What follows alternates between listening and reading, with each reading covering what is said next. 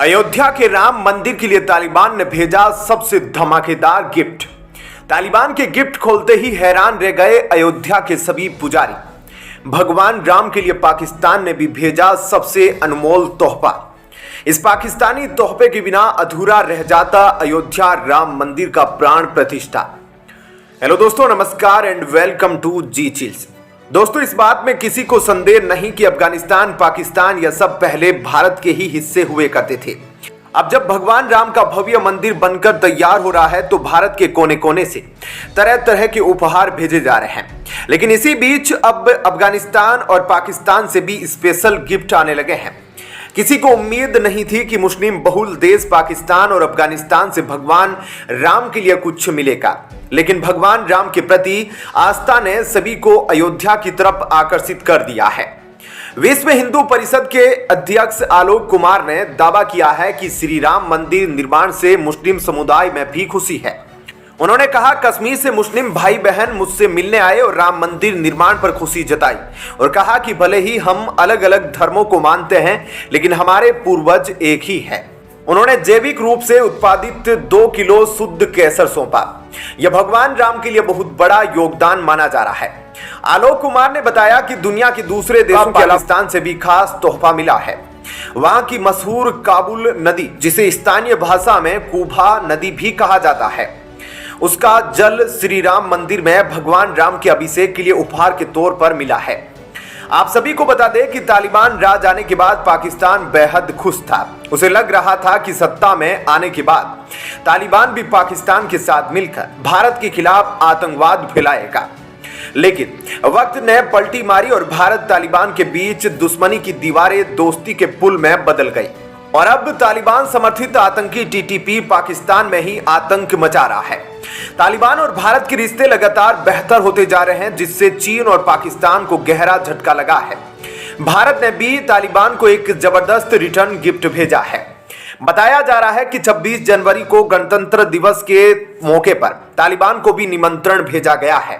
जी हां दोस्तों, यूएई में भारतीय दूतावास ने अबू धाबी में गणतंत्र दिवस समारोह के लिए तालिबान को निमंत्रण भेजा है। यह तालिबान के लिए बेहद महत्वपूर्ण क्षण माना जा रहा है, क्योंकि भारत जैसे महान लोकतंत्र ने उसे अपने गणतंत्र दिवस में सम्मान देने का फैसला किया है। इसके बाद पूरे अफगानिस्तान में खुशी का माहौल है, क्योंकि इससे पहले तालिबान को अब तक इतना बड़ा सम्मान किसी देश ने नहीं दिया था। अफगानिस्तान में कभी नफरत की आग थी, वहां अब भारत के प्रयासों से दोस्ती के फूल खिल गए हैं। कोई भी देश तालिबान को मान्यता देने को तैयार नहीं है। ऐसे में भारत की तरफ से उठाया गया यह कदम कमजोर पड़े तालिबान के लिए मजबूती प्रदान करेगा।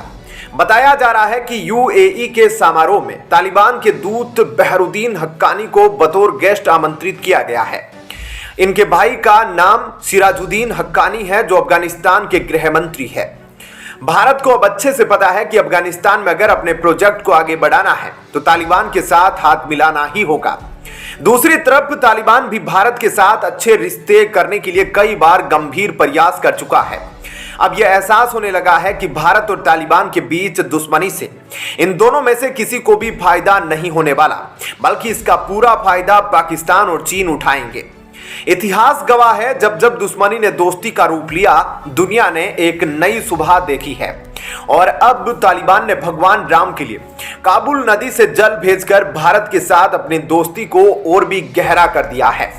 अफगानिस्तान के अलावा राम मंदिर पूजा के लिए देश के अलग अलग हिस्सों से सामग्रियां पहुंच रही है। नेपाल से भी रामलल्ला के लिए कई उपहार आए हैं।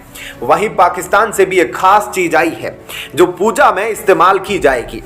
रामलल्ला की प्राण प्रतिष्ठा के बाद श्रद्धालुओं के लिए भव्य प्रसाद की व्यवस्था भी की जाएगी। इससे पहले पूजा के बाद भगवान को भोग लगाया जाएगा। पाकिस्तान से आई खास चीज का इस्तेमाल भगवान के भोग में ही होगा। हम बात कर रहे हैं व्रत या भोग में इस्तेमाल होने वाले सेंधा नमक की। सेंधा नमक का इस्तेमाल व्रत के साथ पवित्र कामों में किया जाता है। सेंधा नमक दुनिया में एक ही देश में होता है और वो पाकिस्तान है। एक समझौते के तहत आजादी के बाद से यह नमक लगातार पाकिस्तान से भारत आ रहा है। भारत और पाकिस्तान ने कई युद्ध झेले हैं। इसके बावजूद भी पाकिस्तान ने सेंधा नमक का सप्लाई भारत के लिए नहीं रोका। बता दें कि व्रत में हिंदू समुदाय के लोग सेंधा नमक का ही इस्तेमाल करते हैं। यह नमक हमेशा से पाकिस्तान से मंगाया जाता रहा है। इसको लेकर भारत में धार्मिक मान्यताएं रही है। बिना इस नमक के हम त्योहार, पूजा पाठ के दौरान अपना भोजन ही तैयार नहीं करते।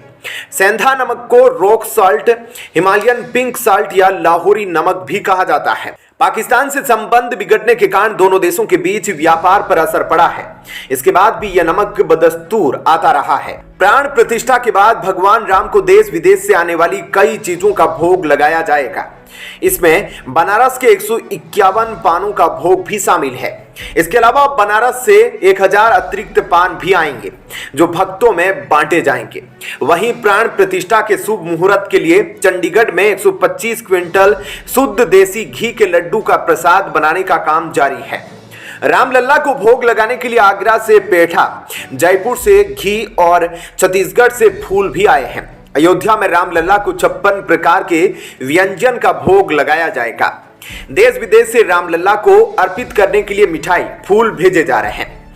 रामलला के विग्रह की प्राण प्रतिष्ठा की खुशी का परिचायक दशरथ दीप शुक्रवार के दिन ढलते ही प्रज्वलित हो गया था। तपस्वी छावनी के तुलसी बाड़ी स्थित परिसर में स्थापित इस दीप की परिधि 300 फीट है। इसमें 21,000 लीटर तेल के साथ 1.25 क्विंटल रुई की बाती का प्रयोग हुआ है। इस अवसर पर काशी के सुमेरु पीठाधीश्वर शंकराचार्य स्वामी नरेंद्रानंद सरस्वती सहित बड़ी संख्या में संत और श्रद्धालु उपस्थित रहे। रामलला के नए विग्रह के नेत्र फिलहाल ढके हुए हैं। इन्हें 22 जनवरी को खोला जाएगा। अयोध्या में राम मंदिर में 22 जनवरी को होने वाले रामलला प्राण प्रतिष्ठा समारोह के लिए पाकिस्तान के कब्जे वाले कश्मीर पीओके से एक मुस्लिम शख्स ने शारदा पीठ कुंड से पवित्र जल एकत्र कर भेजा है। इस पवित्र जल को वाहकों की एक श्रृंखला के जरिए ब्रिटेन के रास्ते भारत भेजा गया है। पुलवामा आतंकवादी हमले के बाद और बालाकोट हवाई हमले के बाद से भारत और पाकिस्तान के बीच डाक सेवाएं निलंबित कर दी गई थी। इस वजह से जल को अयोध्या लाने के लिए दूसरे रास्ते से लाने का खास प्रबंध किया गया। इस कारण से पवित्र जल को घुमावदार मार्ग से लाना पड़ा है। शारदा पीठ पीओके में शारदा कुंड का पवित्र जल एकत्र करने का काम तनवीर अहमद और उनकी टीम की तरफ से किया गया था। एलओसी के पार हमारे नागरिक समाज के सदस्य इस पवित्र जल को लेकर इस्लामाबाद गए थे, जहां से इसको ब्रिटेन में उनकी बेटी माघी रीबी को भेजा गया था। रविंद्र पंडित ने कहा कि माघी रीबी ने इस पवित्र जल को एक कश्मीरी पंडित कार्यकर्ता सोनल शेर को सौंप दिया था, जो अगस्त 2023 में अहमदाबाद आई थी। वहां से यह जल दिल्ली में मेरे पास पहुंचा। उन्होंने यह भी कहा कि पवित्र जल सीधे भारत में आकर यूरोप के रास्ते वहां की यात्रा करके आया है। इसकी बड़ी वजह यह है कि बालाकोट ऑपरेशन के बाद से भारत पाकिस्तान के बीच की सभी डाक सेवाओं को अस्थायी तौर पर निलंबित कर दिया गया था। शारदा सर्वज्ञ पीठ 1948 से दुर्गम है और एसएससीके ने पीओके में एलओसी के पार एक नागरिक समाज का गठन किया है। आगे जानकारी देते हुए रविंद्र पंडित ने कहा, उन्होंने हमें मिट्टी, शिला और अब कुंड से पानी भेजा। यह बेहद ही गौरव की बात है कि 22 जनवरी 2024 को राम मंदिर प्राण प्रतिष्ठा में इसका पवित्र जल का इस्तेमाल किया जा रहा है। पाकिस्तान के कुपवाड़ा जिले के टीटवाल में एलओसी के पास शारदा पीठ में प्राण प्रतिष्ठा समारोह का जश्न मनाया जाएगा और दीपक भी जलाए जाएंगे। दोस्तों, आप नीचे कमेंट में बताइए कि क्या भारत सरकार को तालिबान के साथ संबंध बेहतर करने चाहिए। वीडियो में अंत तक हमारा साथ देने के लिए धन्यवाद। नमस्कार। कमेंट में जय श्री राम भी जरूर लिखिएगा। धन्यवाद।